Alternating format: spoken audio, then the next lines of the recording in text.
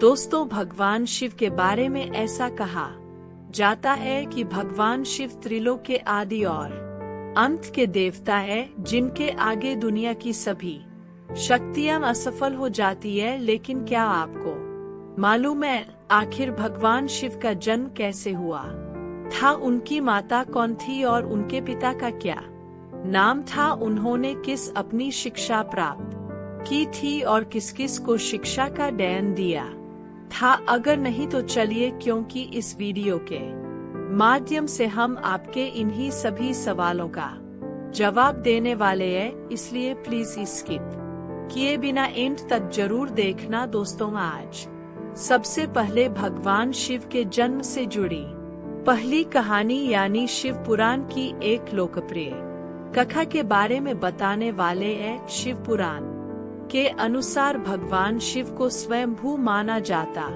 है, जिसका मतलब होता है कि भगवान शिव का जन्म स्वयं ही हुआ था। यानी कि इससे एक बात तो साफ हो जाती है कि न ही भगवान शिव की कोई माता है और न ही उनके कोई पिता है।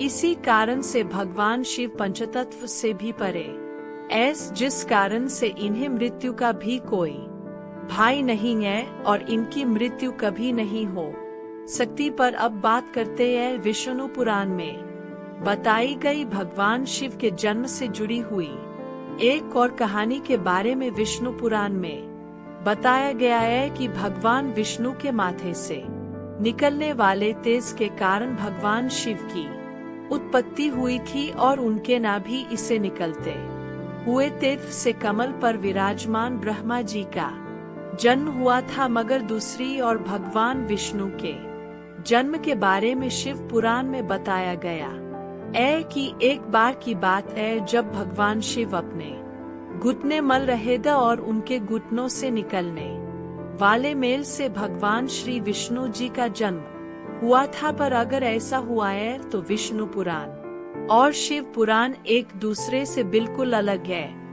इस कथा के अलावा भगवान शिव के जन्म की एक और पौराणिक कथा काफी ज्यादा पॉपुलर है, जिसे शायद आपने बड़े बुजुर्गों से सुना होगा। पर अगर नहीं सुना तो आपकी जानकारी के लिए बता दें कि एक बार की बात है जब भगवान विष्णु और परम ब्रह्मा जी के बीच इस बात पर बहस छिड़ गई थी कि आखिर इस संसार में सबसे महान कौन है। और जब भगवान विष्णु और भगवान ब्रह्मा इस बात को लेकर बहस कर रहे थे तो एक जलते हुए खंबे के रूप में महादेव उनके बीच आए थे। दोस्तों, वो दोनों इस रहस्य को नहीं समझ पाए और तभी अचानक से एक आवाज आई जिसने कहा कि जो भी इस खंबे का छोर ढूंढ लेगा वही सबसे महान कहलाएगा। ऐसा सुनते ही ब्रह्मा जी ने एक पक्षी का रूप लिया और खंबे का ऊपरी हिस्सा ढूंढने निकल गए। वही विष्णु जी ने वराह का रूप धारण किया और खंबे का अंत ढूंढने निकल गए। बहुत देर तक खोजने के बाद भी दोनों में से किसी को भी खंबे का छोर नहीं मिला और दोनों हार मान कर वापस से गए। जिसके बाद भगवान शिव अपने असली रूप में आए और फिर भगवान विष्णु और ब्रह्मा जी ने यह मान लिया कि महादेव ही सबसे महान और सा निकल इनसे बड़ी शक्ति इस दुनिया में कोई नहीं। इसके साथ ही शिव पुराण में बताया गया खंबा इस बात को दर्शाता है कि ना ही भगवान शिव जन्मद और ना ही उनका कोई अंत है। और एक कारण तो यही है कि भगवान शिव को स्वयंभू कहा जाता है, यानी भगवान शिव का अंत ही नहीं, वे अमर है। अब हम बात करते भगवान शिव से जुड़े एक ऐसे विषय के बारे में जो सबसे ज्यादा प्रसिद्ध है कि क्या भगवान ब्रह्मा भगवान शिव के पिता है। जी हाँ, इनकी ये कहानी लोगों के बीच काफी प्रसिद्ध है। तो आपको बता दें कि आखिर किस प्रकार भगवान शिव ने ब्रह्मपुत्र के रूप में जन्म लिया था। इसके पीछे विष्णु पुराण की एक पौराणिक कथा है, जिसके अनुसार जब धरती आकाश पर या कहे जलमग्न यानी पानी में डूबा हुआ था, तब भगवान विष्णु के अलावा कोई भी देव या प्राणी इस संसार में नहीं था, तब केवल विष्णु ही जल पर अपनी शेषनाग पर लेते हुए नजर ए रहे थे, जिसके बाद उनकी नाभि से कमल की दांडी पर ब्रह्मा जी प्रकट हुए। और जब भगवान ब्रह्मा और भगवान विष्णु इस यूनिवर्स से संबंधित बातें कर रहे थे, तब भगवान शिव प्रकट हुए, जिसके बाद ब्राह्मणी उन्हें पहचान से इनकार कर दिया। इस कारण से भगवान शिव रूठ गए और उनके रूठ जाने के कारण भगवान विष्णु ने उन्हें दिव्या दृष्टि प्रदान कर ब्रह्मा जी को भगवान शिव की याद दिलाई, जिसके बाद भगवान ब्रह्मा को अपनी गलती का एहसास हुआ और शिव से क्षमा मांगते हुए उन्होंने उनसे अपने पुत्र रूप में पैदा होने का आशीर्वाद मांगा, जिस कारण से भगवान शिव ने भगवान ब्रह्मा की प्रार्थना को स्वीकार करते हुए उन्हें आशीर्वाद दे दिया। लेकिन इसके बाद जब भगवान ब्रह्मा ने इस सृष्टि की रचना शुरू की तो उन्हें एक बच्चे की जरूरत पड़ी, और तब उन्हें भगवान शिव का आशीर्वाद ध्यान आया, जिसके लिए भगवान ब्रह्मा ने तपस्या की और बालक के रूप में भगवान शिव उनकी गोद में रोते हुए प्रकट हुए। आपको बता दें कि यह भगवान शिव का एकमात्र बाल रूप है। जब भगवान ब्रह्मा ने उनके रोने का कारण पूछा तो उन्होंने बताया कि उनका कोई नाम नहीं है।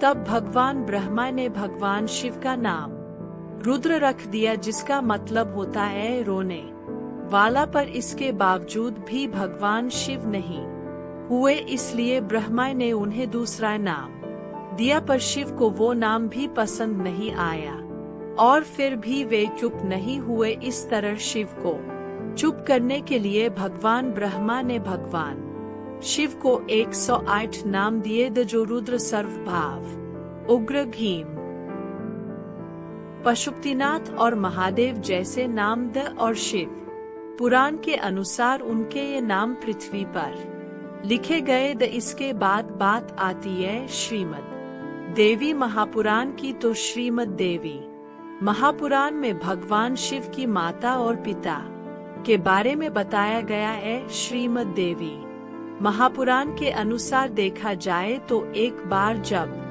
भगवान नारद जी ने अपने पिता भगवान ब्रह्मा जी से पूछा कि सृष्टि का निर्माण किसने किया है, साथ ही भगवान विष्णु, भगवान शिव और आपके माता पिता कौन है, तब भगवान ब्रह्मा जी ने नारद जी को त्रिदेवन के जन्म के बारे में बताया। जो बताया वो वाकई कौंका देने वाली बात थी। दरअसल उन्होंने कहा कि देवी दुर्गा और शिव स्वरूप ब्रह्मा के योग से ब्रह्मा, विष्णु और महेश का जन्म हुआ था, यानी प्रकृति का रूप लिए मैन दुर्गा ही हम तीनों की माता है और ब्रह्मा यानी कल सदा शिव हमारे पिता है। इसके साथ ही श्रीमद् देवी महापुराण में भी भगवान विष्णु और भगवान ब्रह्मा के बीच हुए झगड़ा की एक कहानी मिलती है, जिसके अनुसार एक बार श्री ब्रह्मा जी और विष्णु जी में झगड़ा हुआ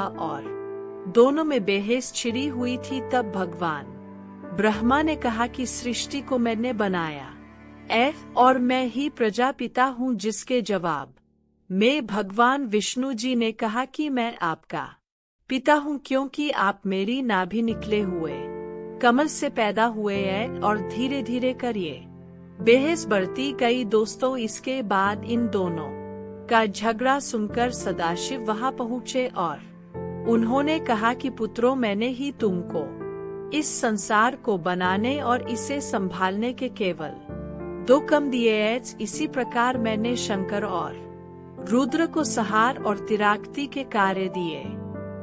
इसके साथ ही उन्होंने कहा कि मेरे पंचमुख है, एक मुख से आकर दूसरे मुख से पुकार, तीसरे मुख से मुखर, चौथे मुख से बिंदु और 5वें मुख से नाद यानी कि शब्द प्रकट हुए हैं। तो उन्हें परियों को एक साथ मिलाकर देखा जाए तो एक अक्षर ओम बनता है, जिसे आज हम सभी भगवान शिव के मूल मंत्र के रूप से जानते हैं। इतना कहने के बाद भगवान ब्रह्मा और विष्णु दोनों ही समझ गए कि भगवान शिव से ज्यादा शक्तिशाली इस दुनिया में कुछ भी नहीं है, और दोनों ने भगवान शिव को प्रणाम किया और चले गए। चलिए दोस्तों, अब जब आप भगवान शिव के बारे में इतना तो जान ही चुके हैं, तो क्या आपको पता है कि आखिर भगवान शिव ने किस शिक्षा प्राप्त की थी और उनके गुरु कौन? हम जानते हैं शायद ही